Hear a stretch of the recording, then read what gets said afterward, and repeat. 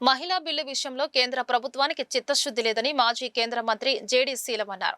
మహిళా బిల్లు వీగిపోయిన విషయంలో బీజేపీ సర్కార్ అసత్య ప్రచారం చేస్తుందని మండిపడ్డారు. జిల్లా కాంగ్రెస్ పార్టీ కార్యాలయంలో శుక్రవారం ఆయన మీడియాతో మాట్లాడారు.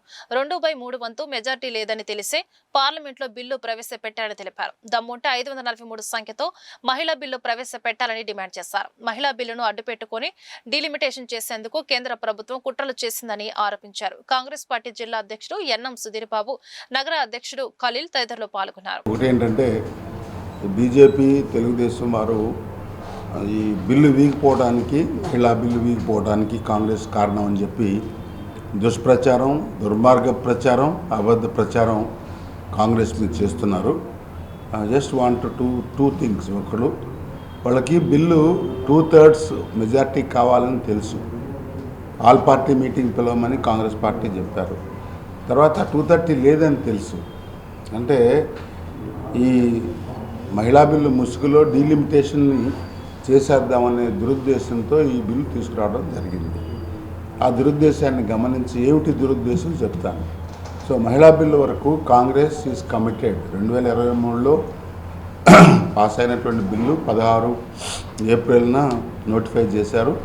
ఈరోజు రేపు జరగబోయేటువంటి పార్లమెంట్లో బిల్లు పెట్టండి.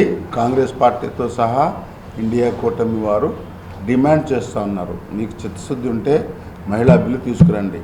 ఇది 543 సంఖ్యతో పెంచినప్పుడు మళ్ళా ఎక్స్టెండ్ అవుతుంది.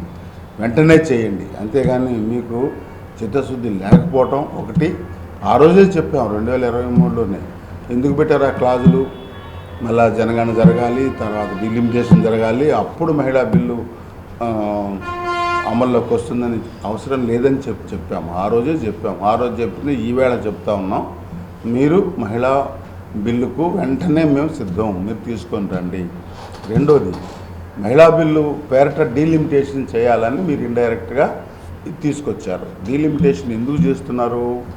మీరు సంఖ్య పెంచడం ఒకటి, తర్వాత పరిధులు నిర్ణయించడం ఒకటి. డీలిమిటేషన్ మీ ఆధీనంలో చేశారు బీజేపీ వారు. ఎక్కడ? అస్సాం అండ్ జమ్మూ అండ్ కాశ్మీర్లో.